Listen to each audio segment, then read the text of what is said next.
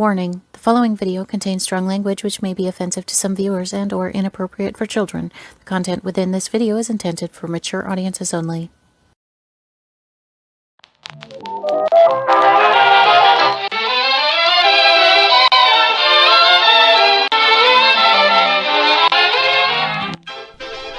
Hi, and welcome to Through Kaleidoscope Eyes, a weekly show where we tell stories of unsung heroes one at a time within the LGBTQIA plus community and allies. We will also be discussing various topics with each special guest. I'm your host, LaCrosse Ortiz.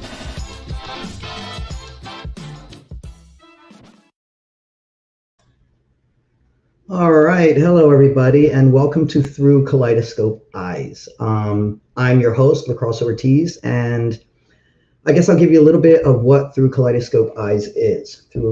Through Kaleidoscope Eyes is basically it's like little biographies of people within the community who kind of have given something to the community. So it's basically their story. And growing up, my grandfather used to love to tell stories, and I love hearing stories and I love telling stories. And I feel everybody's story is unique and everybody has a voice, and each voice should be heard. So basically every week I will be having a different guest to tell their life story. Whether you're an ally or you're in the LGBTQIA plus community, you get to tell your story. Now this week we have a dear friend of mine all the way from Boulder, Colorado. You know them as Hollis Taylor, also AKA Izzy Ahee. Our guest is trans man, identifies as trans man, and non-binary. Hollis is a psychic activist, medium, an artist, an astrologer, author. The list goes on and on as to what Hollis brings to the table. They had traveled the country, going from place to place with healing, health, and with music, dance, whatever spirituality that they could bring. And Hollis and I had connected in a pretty interesting way. But without further ado, I want to bring on Hollis. So let's give a warm welcome. Hey Hollis, how are you? I'm excellent. So glad to be on your show today. I love this idea. I love your show already. You. I just love the idea. Yeah. I think it's neat because like people always like see stories from like celebrities, and yeah, that's great, but they don't speak for all of us. Like, I mean, I love Laverne Cox, but she doesn't speak for me. I love Chaz Bono, but he doesn't speak for me. Each story within the LGBT is so unique, and it needs to be heard. So delving right in, I want you to let our viewers know, tell us about yourself. Well, first of all, I am an author. I am a coach, but I'm a little bit different in my coaching because I use astrology and tarot and psychic things and things like that. And I use those because those are the tools I use to overcome my own traumas. So I want to welcome the idea to think outside the box of how to heal or how to get better or change your life. So that's who I am, really. And I have been around the country and I guess have traveled the world a little bit, hopefully to travel more. And I seen the country in a van. So that must have been interesting. Yeah, it was a very interesting perspective. It was really great to see the national parks and to see our wilderness. I was very lucky to manifest that by simply going to nursing homes. So that's how I did that. So amazing. It's all got a cool story behind it, but that's pretty much who I am. I have a lot of things that I do and offer the world. Awesome. Well, I want you to, what was it like growing up as Hollis? Well, first of all, I was born into a home that was abusive, neglectful. It was pretty much dysfunction junction. Both my parents had a drinking problem. My mom also had a drug problem. Eventually, my dad actually got sober just before I was born, which I was very, very grateful for. And he was actually blind. And when my parents got divorced at the young age of 5, I really lost my father. Like, I really missed him. And I was very grateful when my parents were able to work it out so I could see my dad. Right. And so my dad and I were actually quite close, and I was a bit of a caregiver for him. But he was also very present with me, even though it was just on the weekends in these short little spurts. But for those spurts, I had a parent. Right. For those spurts, I had someone that loved me and someone that celebrated me. During the other times, there was mostly nobody around. I kind of grew up alone all the time, latchkey kid. Nobody was ever there. My mom was usually out partying. Later, she got sober when I was 11 or 12. During that time, I'm just going to give you a little trigger warning. I was sexually abused. And, you know, I was abused and raped because there was no one in the home to pay attention, you know, and that's what happens. And my family was also incestuous. And I think all of that stemmed from my mom's trauma, who also had a similar childhood that I just described. And as we know, sometimes these things are passed down in generations when they're not dealt with. And it was clearly not dealt with. When I was 12 years old, my mom had a mental breakdown because she remembered what happened to her. So it was a really, what I would call, an awful childhood. I'm sure it could have been worse. It definitely could have been better. And at the same time, it also made me who I am. So I've come to terms with it now. And I've done a lot of emotional work using some pretty unusual tools to overcome not just the trauma of living in that home, but also realizing that I was non-binary, coming to terms with being my gender variance. My gender variance was always there. I always actually thought I had both, which is kind of like being intersex, but not really. Like, I wasn't born that way, and intersex people have their whole separate journey, and they're totally interesting, great people. Right. And they have their own troubles to overcome. Mine was like, I thought something was wrong with me because my dysphoria felt like I had both body parts. So my dysphoria was a little bit different than the average trans man. But at the same time, as time went on, I felt that I had to work through the trauma of all the crap I went through as a kid in order to really determine if I was truly trans. Yeah, I realized a lot with mine, I started with therapy, and yeah, you have to get through a lot of that childhood trauma because, I mean, when I think of mine, it was very abusive as well. I don't want to say I overcame it, but I'd like to say that I made space for it.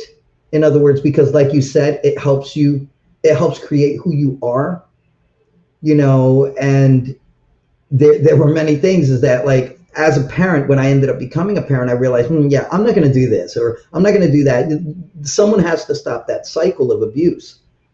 And like you were saying, if it's not dealt with, it's just going to keep repeating. History keeps repeating itself. And I know when I had my children, I was just like, I'm going to do the complete opposite of what they did. And I guess, I don't know, maybe I did a different type of trauma to my kids. I don't know. I'd hate to think I did, but, I like to think that I made space for that, and you learn to live with it. And, some days are better than others, Well, I also have changed the way I interact with the world by doing things like CBT and EBT. which is like tapping, and I also do a lot of yoga and meditation, and I do what they call alchemy. I've really shifted, and I also had the same experience as you. When I got pregnant at 17, I didn't want to do what my mom did to me, right? I had that same, like, I can't do the same thing. So I did make some mistakes. I wasn't a perfect parent, Right. but I Right. certainly did not traumatize my son the way I was traumatized at all. I was very present for him. And I was even a Boy Scout leader. Imagine that. And That's I went all the way. In fact, I have all the honorary Boy Scout things that make you a great leader. oh And neat. and I did that with my son because he loved it until he got purple hair. They started making a big deal about being gay, Mm. and he was questioning, and so we just kind of left. So and we went into other things. So, but I was very present for my son's entire life. And I also homeschooled him for part of his education, which saved him because every time he would go to school, he would fall behind. And when he worked with me, he would get ahead. So, That's so funny because I homeschooled mine too. That's such a similar story. It was the same thing. What I felt they were teaching them was like, what the hell are you guys doing? Let's teach them real history. Let's teach them the truth about what's going on in society. And I ended up doing every single one of my kids I homeschooled. Now they didn't stay with me. When they got to high school, I was just like, yeah, no, you're going to school. I did the easy years, but yeah, no. And I think that's like the best thing I could have done for my kids. I agree. I think homeschooling my son was the best thing I could have done. And I think also doing scouts with him and taking him on all the adventures that I took him and all his friends. That's really what it boiled down to. I was the leader. So the other leader with me was another mom. And we just took our kids on adventures. We took them mountain biking and whitewater rafting, and the boys raised their own money to do these things. Skiing and all kinds of things. And I think that was also a priceless experience, to be in nature, to be with nature, and to get exposed to these rather challenging things. It's not easy to backpack the Appalachian Trail. Oh, I bet not. No. And just we didn't do the whole trail. We just did a portion of it. And we had everything we needed on our backs, but there was something that happened. I watched those boys transform in those 3 days that we were on that trail. I watched those boys. They didn't take water for granted anymore. Let's just say that. Yeah. Yeah. That's amazing. So. And yeah, go ahead. No, I was about to say, so basically we go through your childhood, and I know there's a subject we did want to touch, which is the sex working, I don't know, some people are triggered about that, sex working. And I really thought that would be an interesting thing for you to explain. Well, it was kind of an interesting thing because what happened to me was I was like 17 and I was working at a warehouse. It was a really sucky job, frankly. And I was married to a man who also was gender different, but he chose to stay in the closet. But he was also open sexually. He wasn't possessive or any of those things. And we were kind of swingers, and I liked exploring my sexuality. So so I was working at this warehouse, and occasionally I would do phone sex, just for fun, just because I thought it was fun. Right. And the guy who I was talking to was like, "I'd pay you to do. Have you ever thought, you're really good at this. And I found Right. out that I was really good at it. So back then there was no cam, none of that didn't happen. So Right. I just started doing phone sex and I was good at it. And Right. I worked for a couple of services. There was some drama in there, but eventually I opened my own service, and my husband left his job at the warehouse so he could help me run my business because it was Wow. so busy. I couldn't manage all the books and the money, and Right. we were making big money. Wow. And we ran our business like that at home for years. And Wow. then uh the Twin Towers were hit in New York, and I actually had at that point had started to work in film. I started to do safe. I chose to be a porn actress, Right. and that was actually it was great because I was doing phone sex most of the time, and then I'd make a bunch of money on the weekend or something, which was great. Now my son was not aware of any of this. He just thought that I worked at a home and I built websites, which was true because I did. Right. And I built my own website. and and and I did that for years, and he just didn't know. And Right. then when it came time to homeschool, I would work at night and then homeschool him. And then he would go to like his friend's house or something in the afternoon, or his dad would do something with him while I slept. And Right. so we just cooperated. And eventually I became an adult star. And after the Twin Towers thing happened, it was hard. I don't know what happened, but my business just went. Mm. And what I also realized at that time, though, was that I hadn't grown into what was happening on the internet, which was cam. Mm. And so I started doing cam, which was different, but and a little bit more challenging, but good at the same time. And I had all the control. Okay, just don't. There's no one manipulated me. No one forced me. I made all the choices. In fact, I used to run parties. We called them members parties because they were members of our website, right? Mm. And they would just come to my members party, and I was in charge of the whole thing. Wow. So, Wow. and the men that came that worked with us, not just my husband was my bodyguard. Right. He was 6'4". He was a huge guy. And so he could easily, just choke somebody up if they did something wrong. And Right. the other guys I worked with were mostly cam and tech. They would edit the videos or sell them.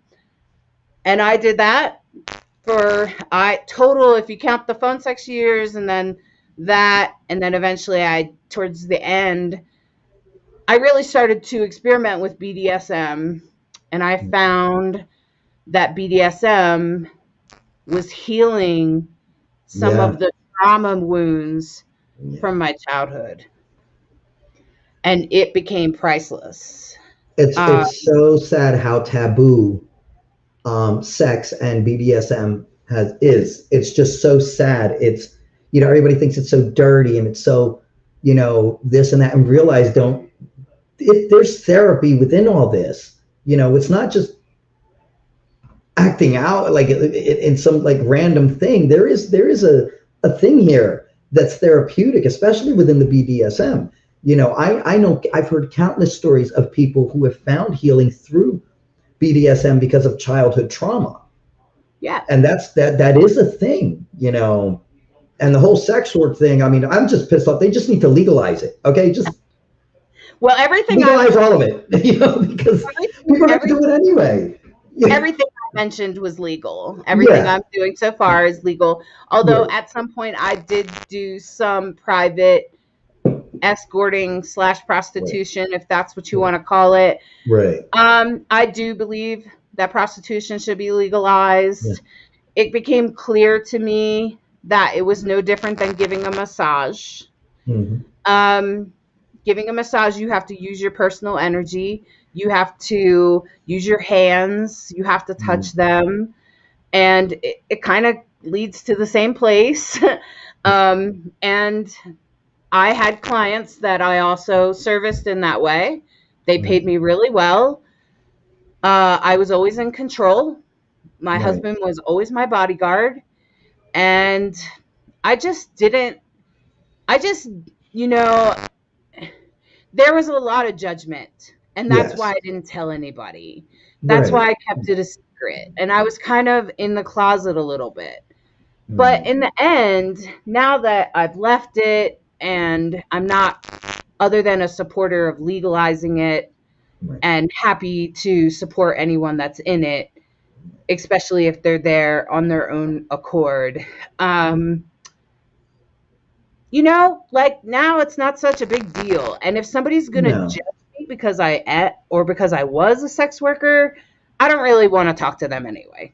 Right, exactly. They have no place in your life because nobody has time for that type of judgment.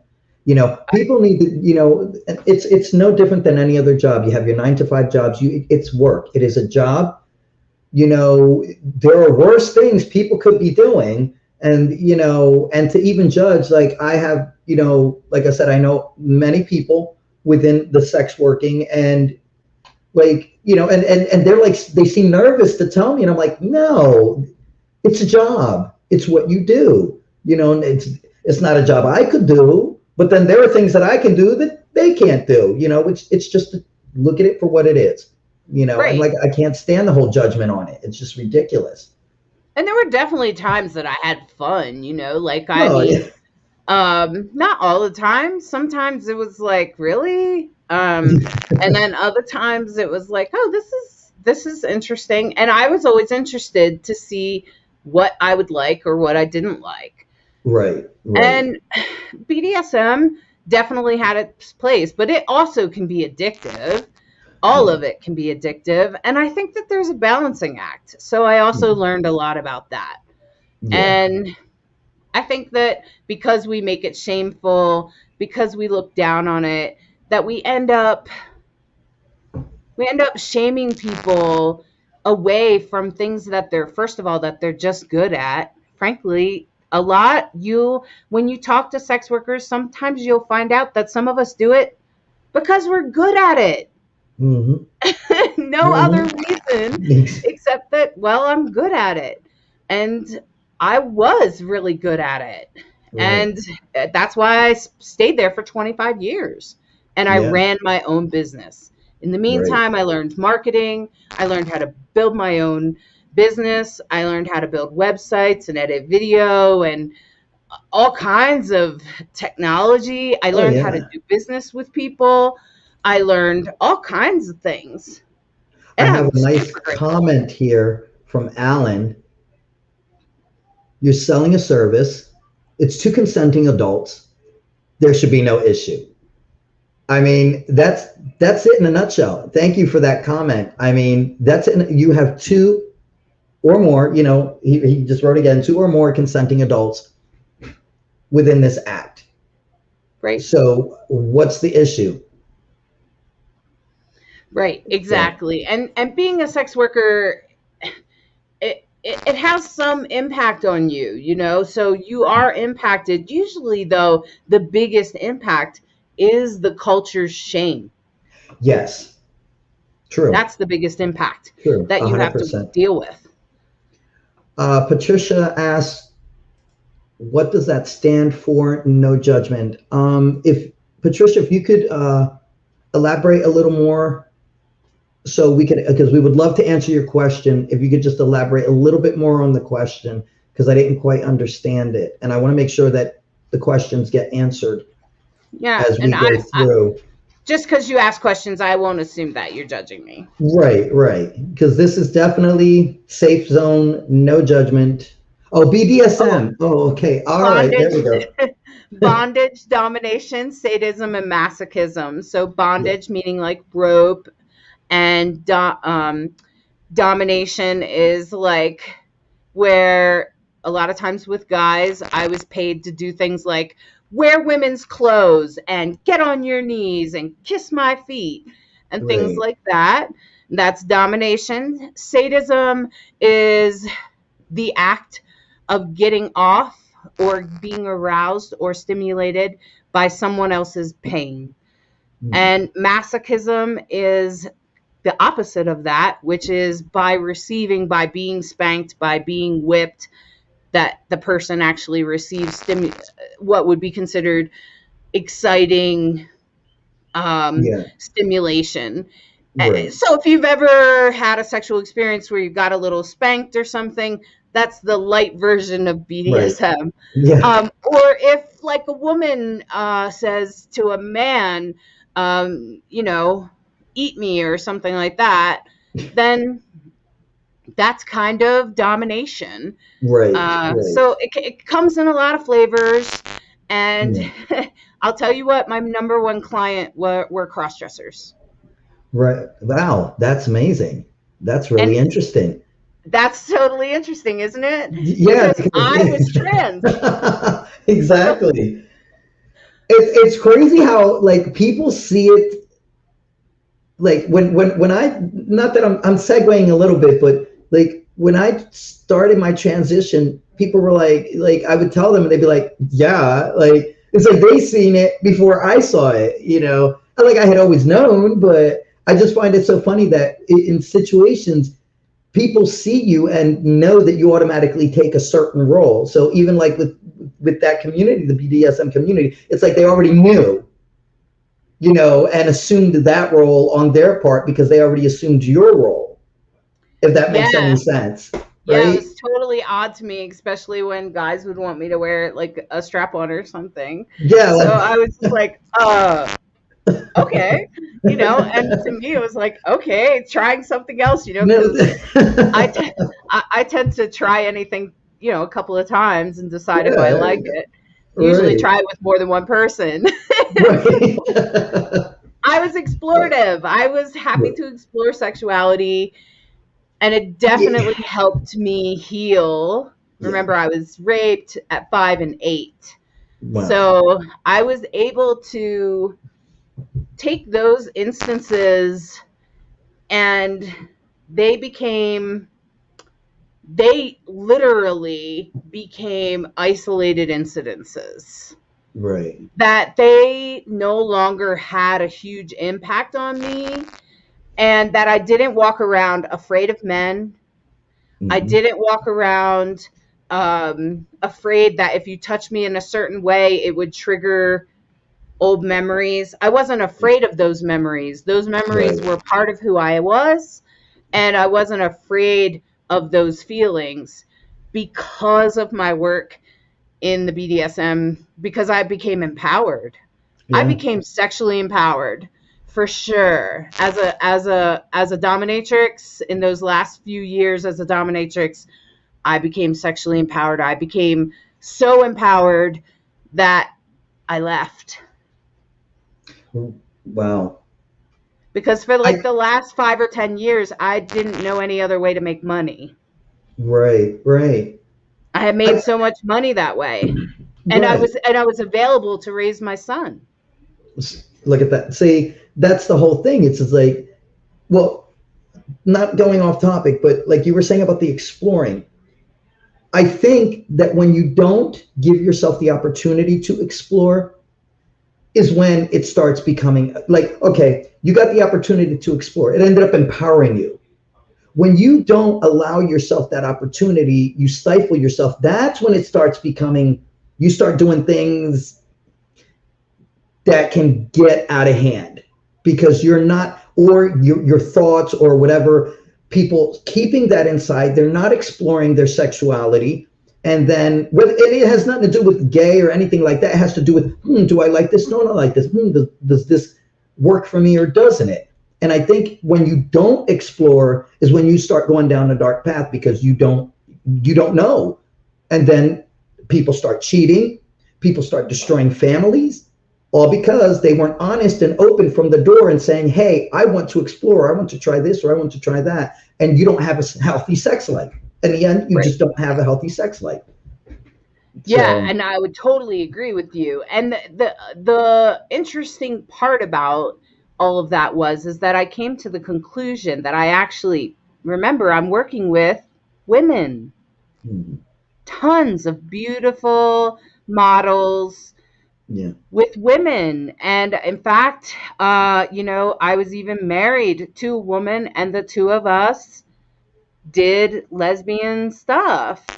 And we got paid really well. And so, in a lot of ways, it empowered me to explore that. And, I was empowered enough to say, hey, I think I can be lesbian. And also it empowered me to say to my wife and say, I think I might be trans. And, and to be able to awaken to I'm trans, and it did come through my sexuality, and I think that's okay. I know that not all trans people have it come through their sexuality. Some people have it in a different way, but that's definitely how mine came through. And it doesn't make me bad or shamed. And it just is. I just realized that I was having gender dysphoria, and that I actually seen myself as more of a masculine person. And I was actually more comfortable with that. And I was able to explore that because of my sexuality being so open. It was already wide open. I'd already opened every other door. And that was just the last one. And the more I worked with cross-dressers that were challenged, I mean, some of these guys were so ashamed of themselves. It was sad. But at the same time, they would push me to question about my own gender. And that's what pushed me through. And I think it's interesting that I was sent, that all of these cross-dressers were knocking down my door, and I thought it was interesting that happened. And I was just like, okay, well, I don't know why, but they just love me. And gosh, I think I might kind of like them too.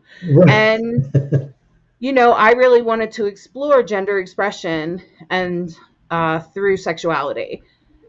I think it's a perfectly great place, an opening place to explore your gender identity.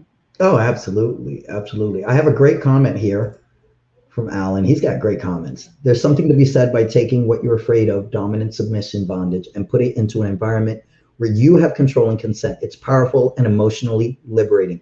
100%. 100%. Yes. I agree. And that's exactly what happened. And because I had all the control, there was nothing to be afraid of. Because I could say yay, nay, I could say go, get out, and I could say to a guy I didn't like, get him out of here, and they would remove him. Absolutely. All right, well, we're going to take a break real quick, and if you have any questions, just think of them, and we're going to get into some more interesting talk when we get back. All right.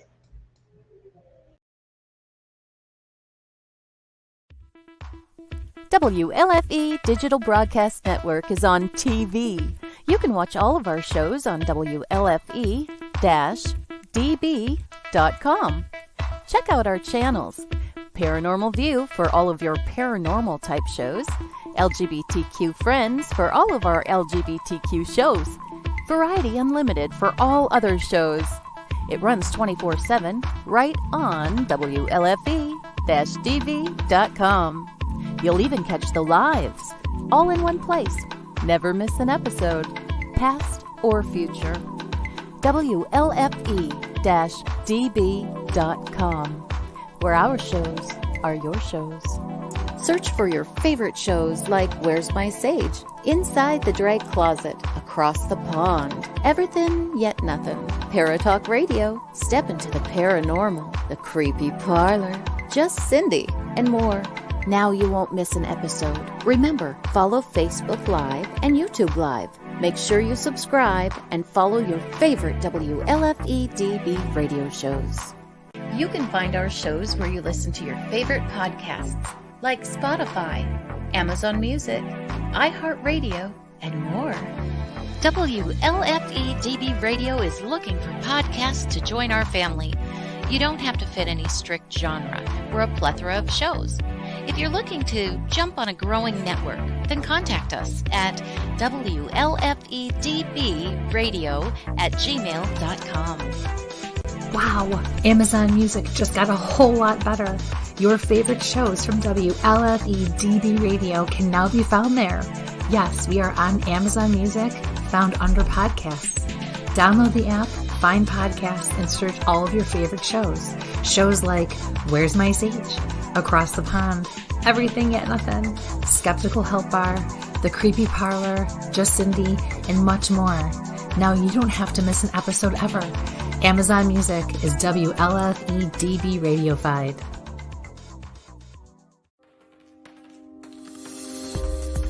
More from WLFE-DB Radio Network after this. Hey guys and dolls, this is Casey DeVille, the better half of DeVille Inc., Baltimore, Maryland. If you're ever in Baltimore, stop in and see me and Tony. Invisible Brie, 5920 Eastern Avenue, Baltimore, Maryland, 21224. Give us a call if you're in the area at 410-400-9641, or look us up on the web at DeVilleInc.com. DeVille Inc., where we specialize in you.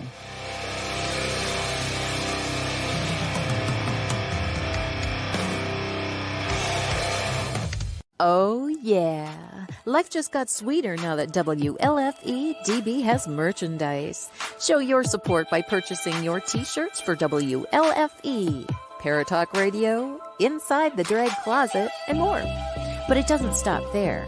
T-shirts, coffee mugs, tanks, buttons, cloth bags, and more. Go to WLFE-DB.com.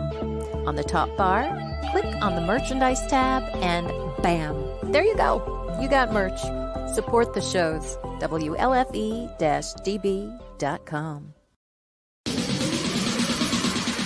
You're listening to WLFE-DB Radio. Now, back to our program.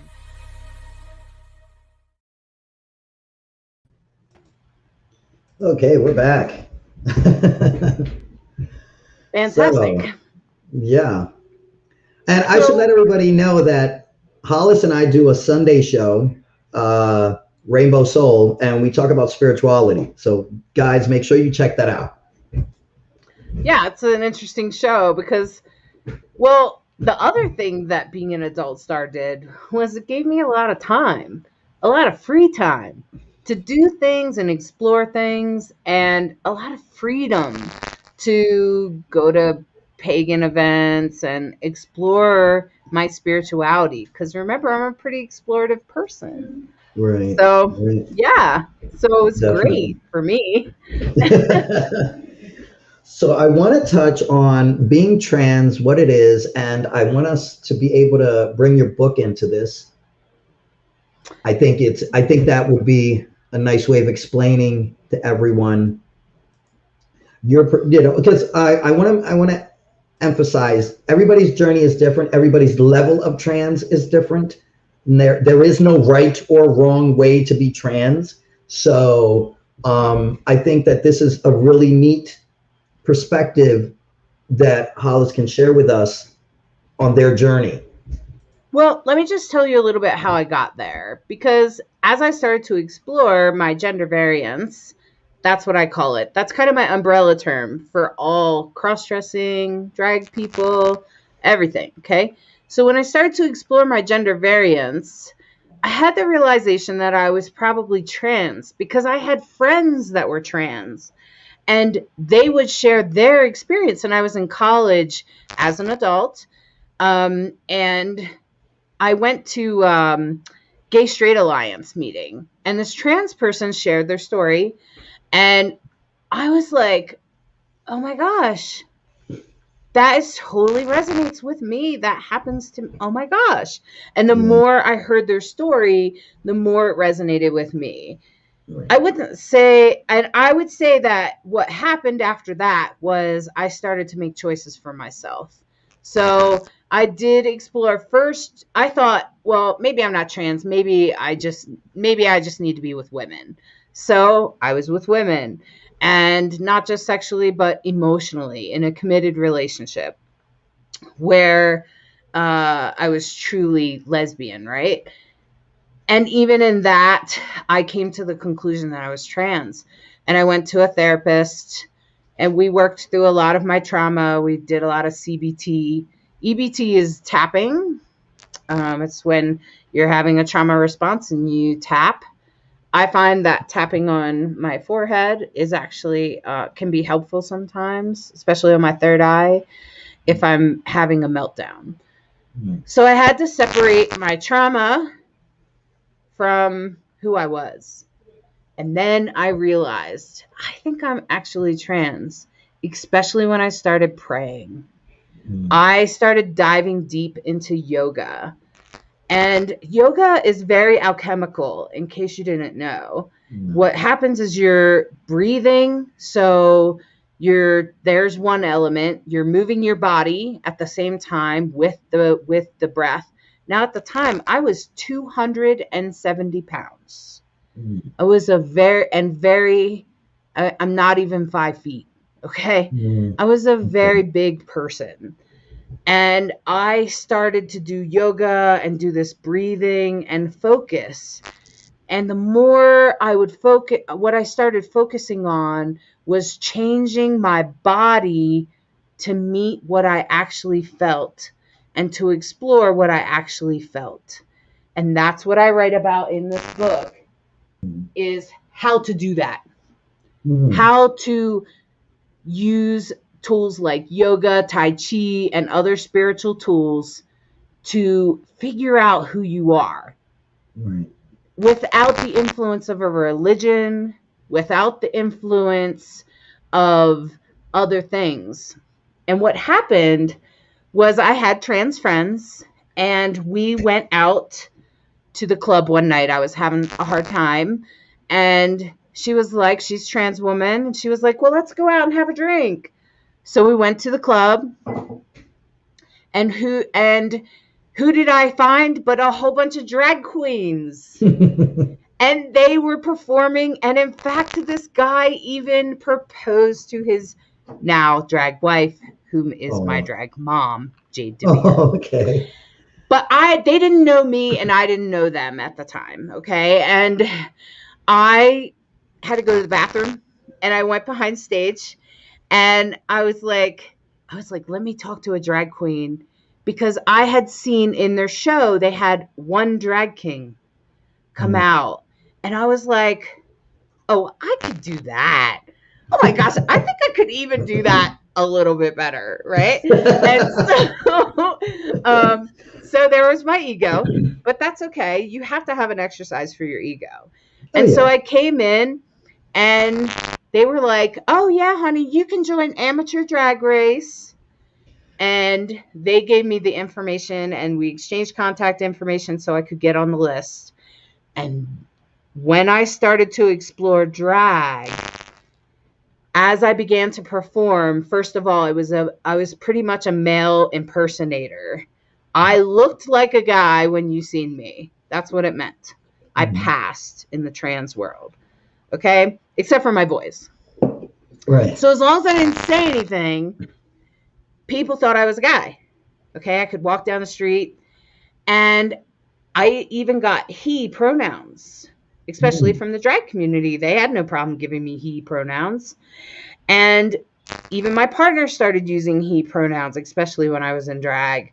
And I started getting those pronouns. And the more I was in it, I realized that although he was part of me, that wasn't all of me.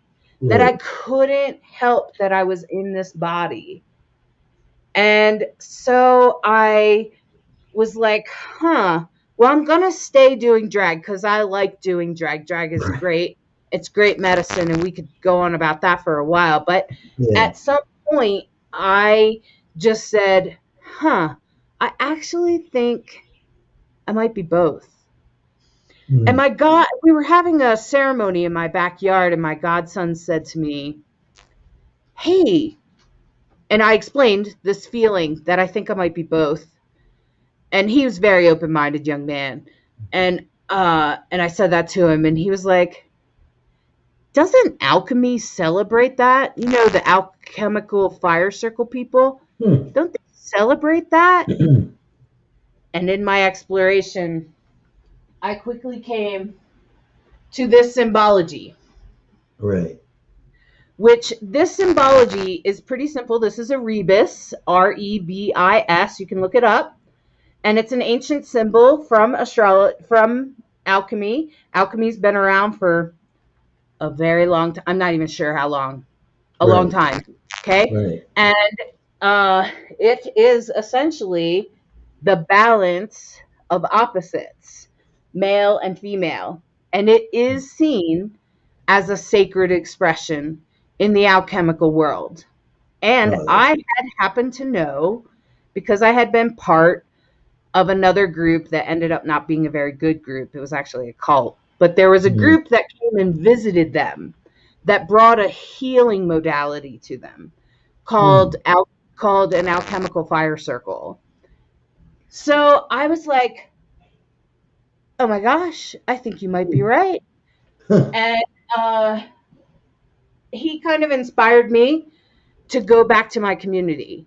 But I could avoid the cult this time because that's where we knew each other from. And he didn't want to go back to the cult either, okay? Right. And I went back to the alchemical fires. I eventually went back to a community that I was pretty sure was involved with the alchemical fires, and I had planned to go. But here's the funny story. So I was doing my Hobbit, which came from my drag. And I remember that. Yeah. And this guy who I happened to know was like, hey, can you come be in my fairy festival? I was like, okay. And he's totally cool with trans people. It's a very trans accepting community because they're part of the alchemical community. Okay. So they see me, they're like, we don't care if we're glad you're trans. Come on. Right. And I was celebrated there. And that's where I met my partner. And that's where I got the download to start working with the elderly.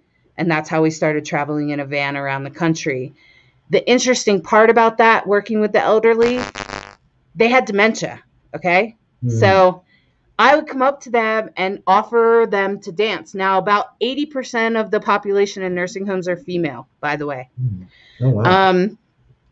Because most of the time, men, they die off early. Okay. And the women are kind of living a long time in these homes. And so I would invite them to dance. And the interesting part about it was they would see me as a guy. Right.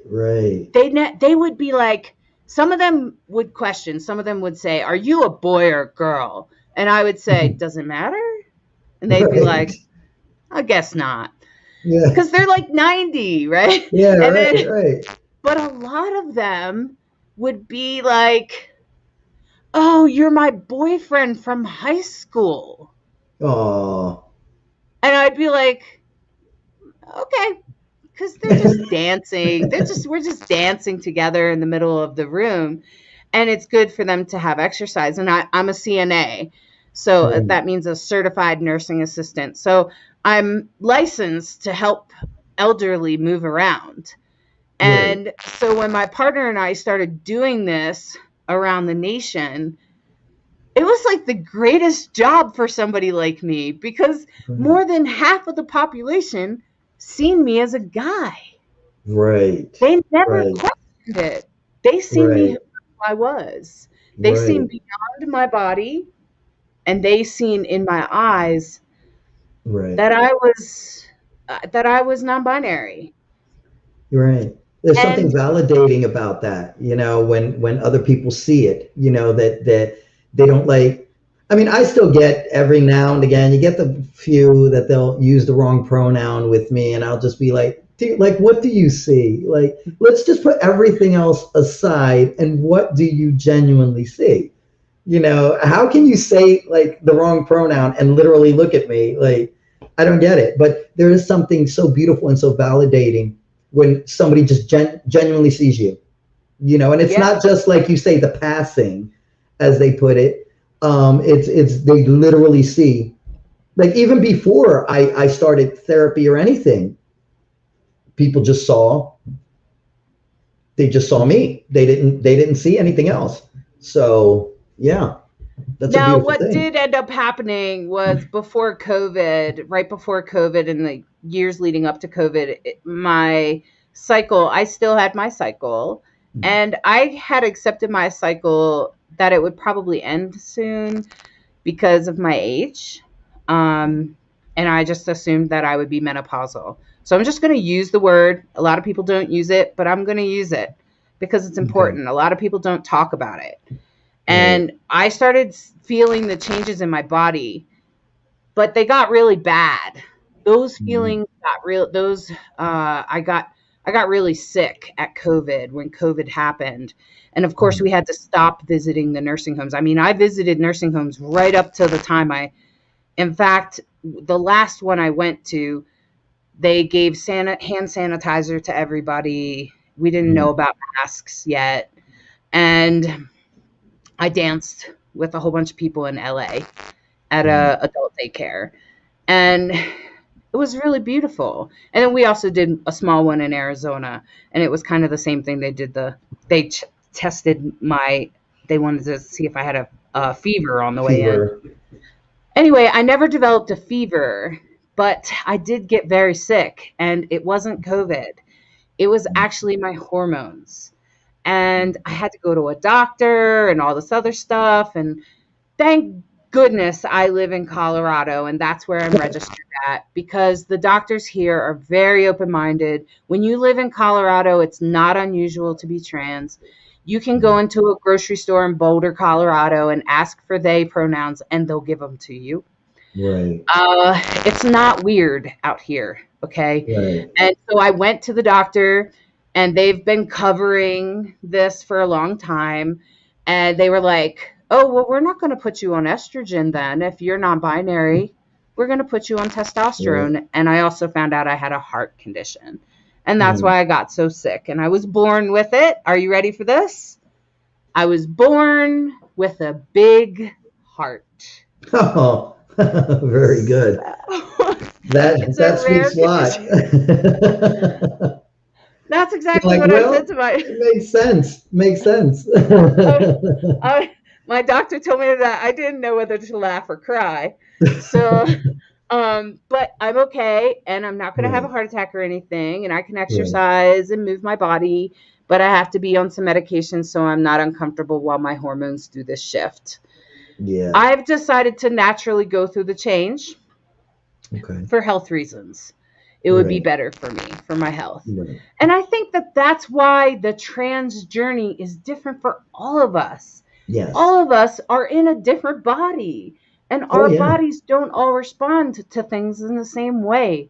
And for me to take hormones before I got sick was kind of not in my... I didn't want to for numerous reasons. Number one, blood clots run in my family. Number two, I wasn't comfortable with synthetic hormones. I'm not comfortable with synthetic anything.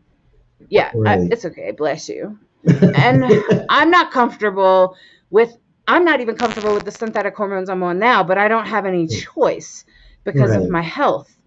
And I'm glad that they understood and were like, well, we're not going to put you on estrogen. We're going to put you on testosterone instead because it makes more sense. Yeah. And I'm grateful for that. I'm grateful to have doctors that considered all of me. They even said that. Well, we have to consider all of you while we're treating you. And I'm so grateful for that. And there was a reason why I had to move to Colorado. I used to live in Pennsylvania. My drag king was born in Pennsylvania. So that's how I'm part of Lacrosse's family, drag family. And, you know, that's why this is why I had to be out here, so that I could be treated in a way that was more holistic, because that's my medicine. My medicine is holistic. And that's what my book is even about. It's about holistically becoming your most authentic self. Right. And if you're gender variant, this will speak to you. Even if you're not gender variant, like my partner's not gender variant, but she was still like, this is still a valid book, even if you're not trans. Right. Because if you're thinking about just becoming your authentic self, I mean, yes, being trans that's the journey, but it can apply to anybody being your authentic self regardless. So, yeah. And you don't have to judge others. I didn't have to say to other people that were choosing to take hormones that it was wrong for them, because it wasn't necessarily wrong for them. It was okay for them. And I think every single person on their trans journey has to make that decision, whatever that looks like for you. Like, there's just too much to consider. Not just that, but your value system and your belief system, your spirituality, all of those things need to be taken into consideration. Oh, absolutely. Absolutely. I mean, I myself, I decided to take the hormones. Sadly, now at this point, I have to cut my dose back big time due to heart condition because I have bad blood pressure. So I had to cut it back to like microdosing. But I mean, to me, it was more, I had to get the surgeries done. That's where I felt complete. Once I had all my surgeries done, then I'm like, even if I have to get off the testosterone, that doesn't really matter. What matters is I've become my authentic self, and I took that journey, and this is where mine led me. So that's where yours led you. Like I said, there's no right or wrong journey. There's just the journey, Exactly. And that's, and that's what's most important. And to be frank with you, if we could teach kids to just be their most authentic self from the get-go, I think our world would greatly benefit. And that's why I did the other book. That's why I did this book. I'm the publisher of this book. My partner wrote this book. This is a book, the entire thing uses gender-neutral pronouns. Nice. No time are any of the characters gendered, which is priceless when you're raising kids. Yeah. I mean, because they're trying to figure their little minds out and what's going on. And what it means to be, you can order that book at my website too, but it's a really special book, and the artist that did the work, everybody involved is a trans ally. Yeah. And that's why I have, and you can see in the background of the show here, Seahorse Publications. That's why I started that. And I give you my quick seahorse story. So while I was on the road, I was pretty sure I was both, and I was trying to embrace being both and what that really meant. And I was finishing up my book, and I went to Hawaii. I was lucky enough to go to Hawaii, and I went to the Seahorse Sanctuary. I took a little baby there, and I went to the Seahorse Sanctuary, and I got this whole story about this seahorse who saved all the other seahorses.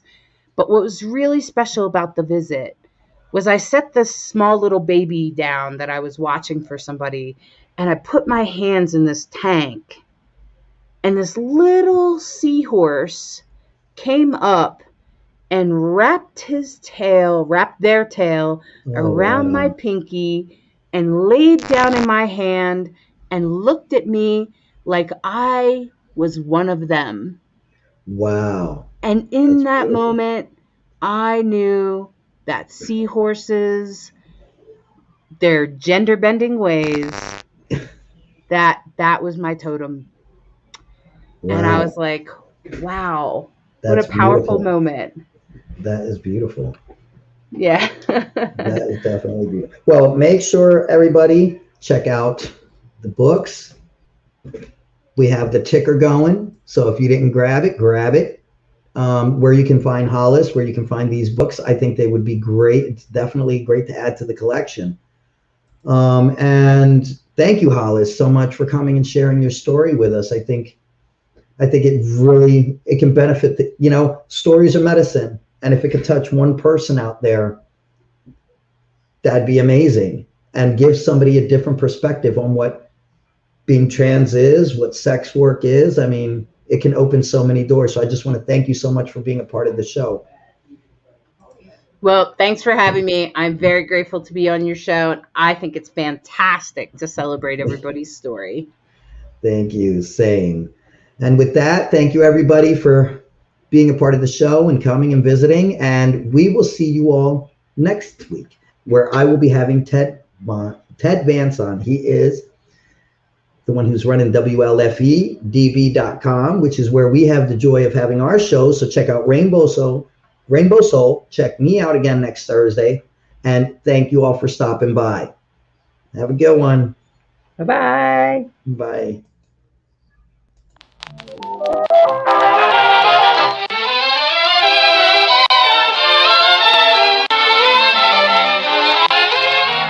Thanks so much for tuning into this week's episode on Through Kaleidoscope Eyes. I sure do hope you enjoyed it. If you have any questions, feel free to reach out. If you haven't done so, make sure to subscribe to the show. See you next week.